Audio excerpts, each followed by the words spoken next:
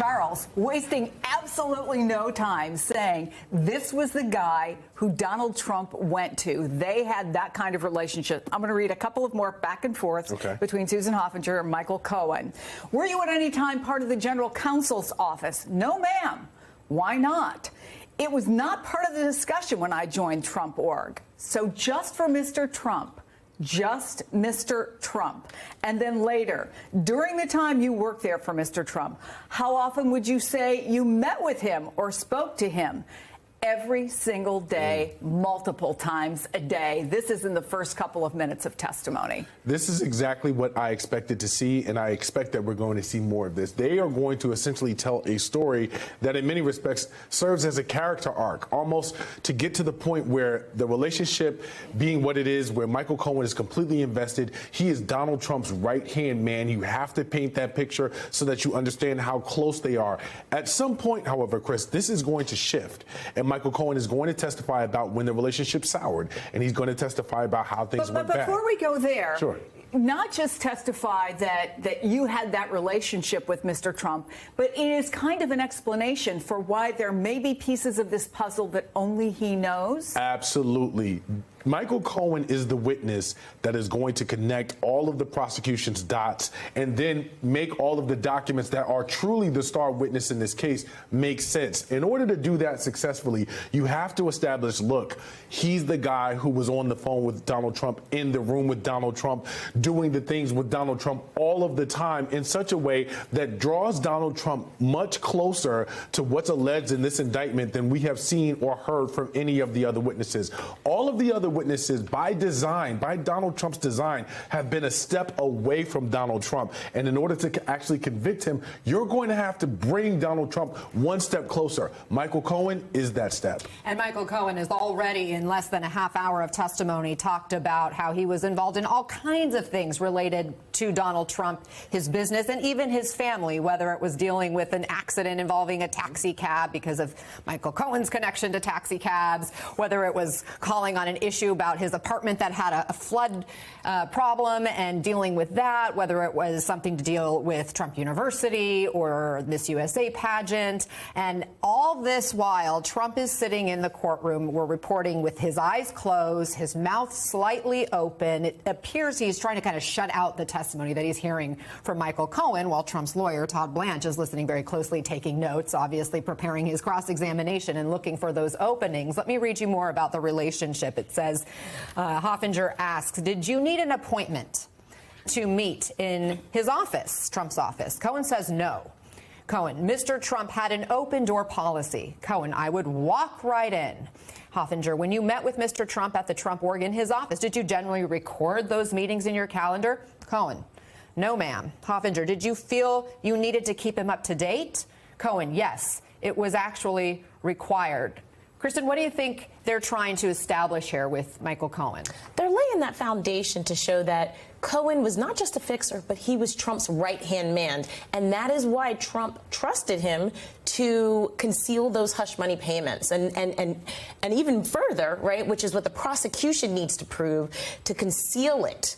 Right, conceal it as reimbursement for legal expenses. Why? Well, so that he could have the higher edge with regard to the election. To hide that story, conceal it, so that it didn't come out and mess up any reputational benefits that Trump had with regard to the election. But it's showing that he's the fixer and the right-hand man shows that he can be trusted. And then, like Charles said, pointing out all of the corroborative evidence, both through documentary evidence as well as testimony, can show that, yes, he may be a convicted liar. Yes, he may have some disparaging parts of his reputation that could undermine his credibility, but he does have a lot of corroborating evidence to support what he is here to do, which is prove that crucial element of the prosecution's case. Michael Cohen is saying now that this was kind of like a family, a big family. We know this was a family business, right? He said it was an amazing experience in many different ways, establishing what we all know, that for a very long time, Michael Cohen absolutely adored Donald Trump. He was the ultimate sycophant. He said, I enjoyed the responsibility that was given to me. I enjoyed working with my colleagues at the Trump Organization, the Trump children. It was a big family. Did you at times lie for him? Michael Cohen, I did. Why did you do that? It's what was needed to accomplish the task. Here is a guy who's acknowledging very early on what, frankly, many witnesses have already set up, right? That this was a guy who was going to do what needed to get done as long as Donald Trump was happy. You know, this is showing that level of intimacy he had, because we already heard a line of cross-examination is, you know, did Michael Cohen actually work for the campaign? No, he didn't. Well, he didn't work for the campaign because, as we just heard now, I work for Donald Trump. And again, that intimacy, that connection, that tightness, I'm doing things for Donald Trump because that's my job. I'm that fixer. I'm that person who has that really tight relationship with him. There's no incentive for me other than to look good for the former president, and I keep on using that term time and time again, for Donald Trump, who was not the president at the time. But now you understand the path, and you understand how we're getting to where we are, and everything. Go ahead. But, yes, I was going to say, but if you're the fixer, is part of your job to keep his hands clean? Is what we're going to hear potentially from the defense, and could it be in the minds of jurors? Well, that's exactly what he was supposed to do. He was supposed to fix, take care of things, and give, if not just plausible deniability, but deniability to the boss, as he called him.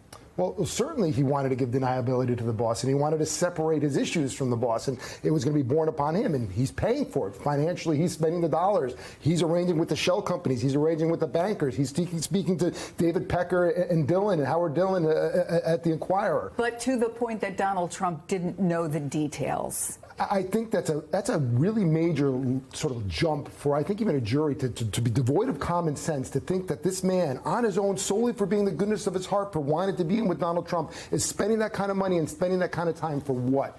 Is it proof beyond a reasonable doubt? At the end of the day, that's a separate question. But I think common sense and the evidence says he was doing it for Donald Trump. You know, to that point, I think that you have to follow the timeline and then think about how much sense that's going to make. Could it be that Michael Cohen decided to take it upon himself and set all of this up and put these things in motion in order to protect Donald Trump? Yes. Could it be that Michael Cohen decided somehow that he was going to pay over in excess of $130,000 of his own money, take out a line of credit in order to do so, to pay and cover this up? Yes. But at the point that Donald Trump decides, I'm going to now pay you back for those expenses, and most importantly, at the point that I am now going to mischaracterize what that payment is in my books, in my ledgers, now I am now committing a crime, and that's what the prosecution will need to focus on. Even, Chris, to your point, I do think it's something that you should expect the defense to do, to say, look, Michael Cohen was acting on his own volition. Michael Cohen was a man enamored with Donald Trump and would do anything to please him.